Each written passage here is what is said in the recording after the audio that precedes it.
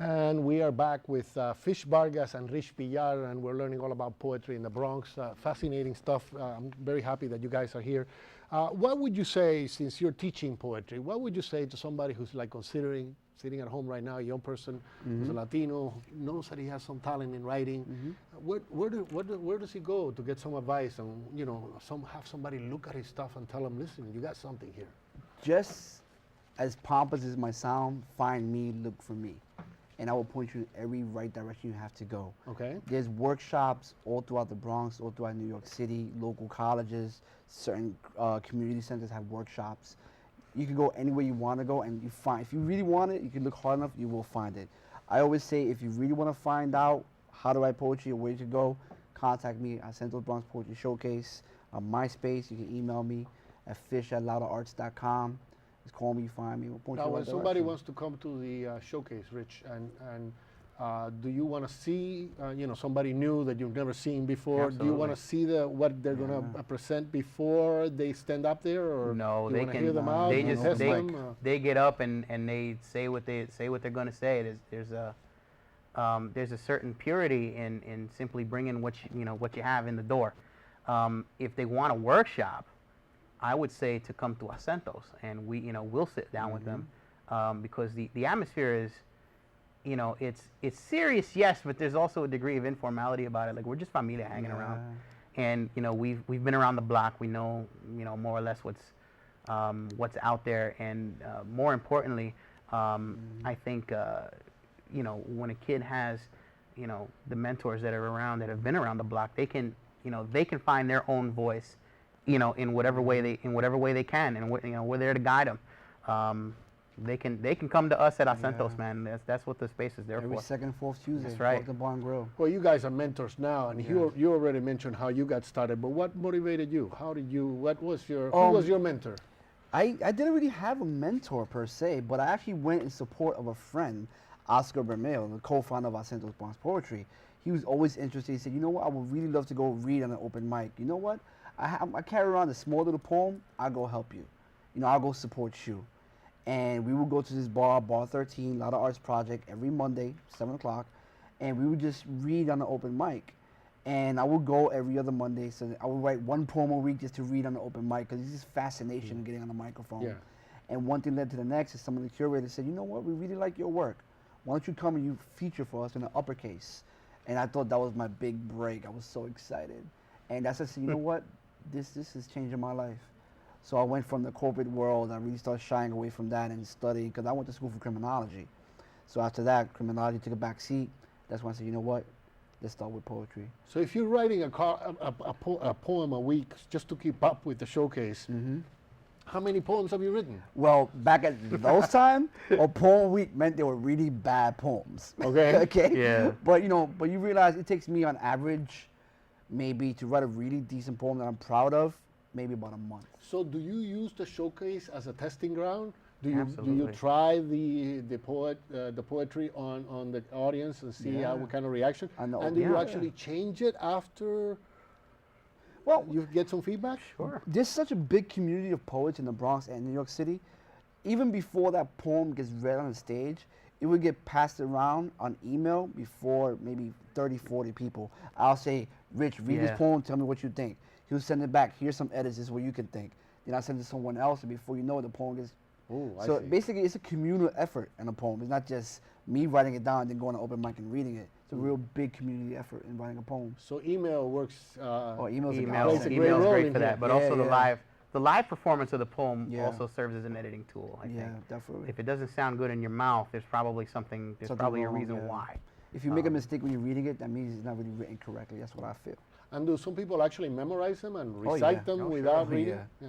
That's Definitely. where we came from. We come Yeah. from the world of, we came from the world of slam, spoken word Yeah, poetry, yeah. and that's how that's how it got to.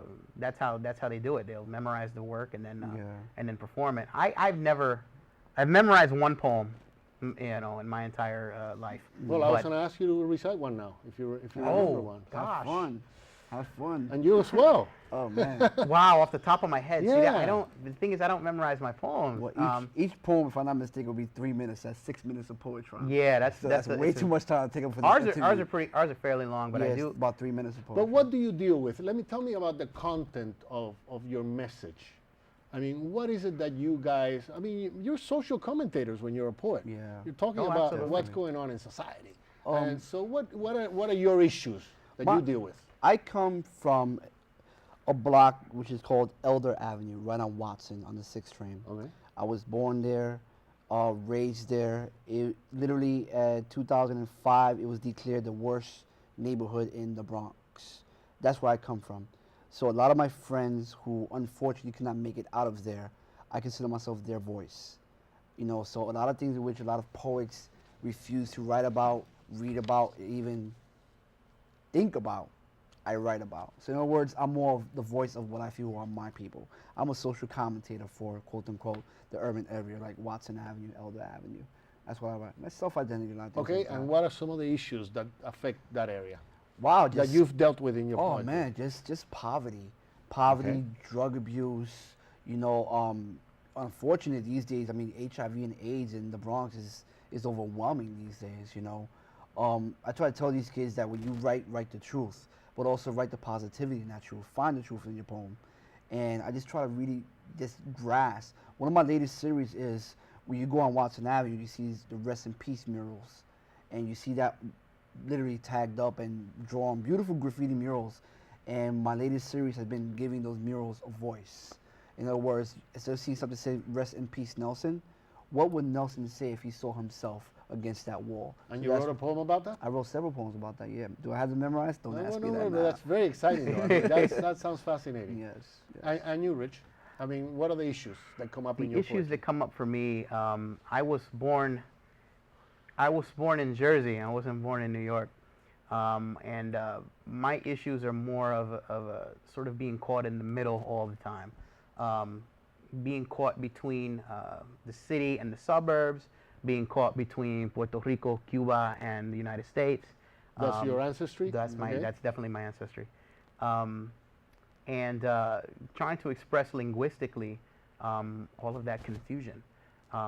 For me, my poetry is a poetry of searching. It's a poetry of Self-exploration. self-exploration.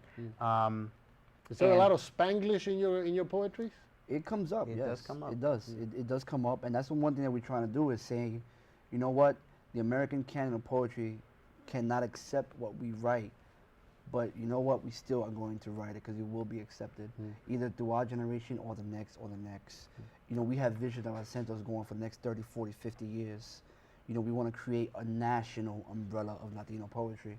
You know, get all the Chicano brothers and sisters from the West Coast, Arizona, the East Bay, California, all come under the umbrella of Latino poetry. That's what we're going to do. So it's a really big picture that we have.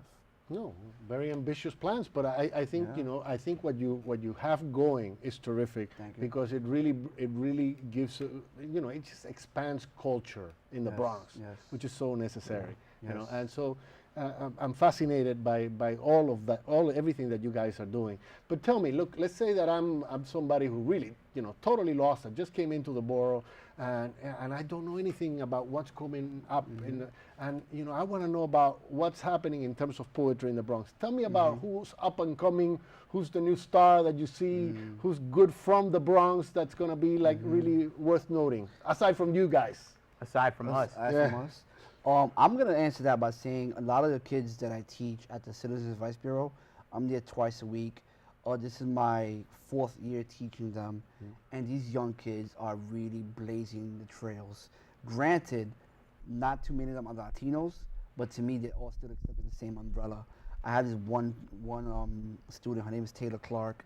She's an incredible young poet, still maybe 15, 16 years old. She shies away from the spotlight. She just wants to write her poetry, and I love that about her. That's one person that really sticks out. Do some to come me. in and just do Spanish poetry in Spanish, or my- is it mostly yeah. in English? Yeah. Mostly in English. Yeah. We get some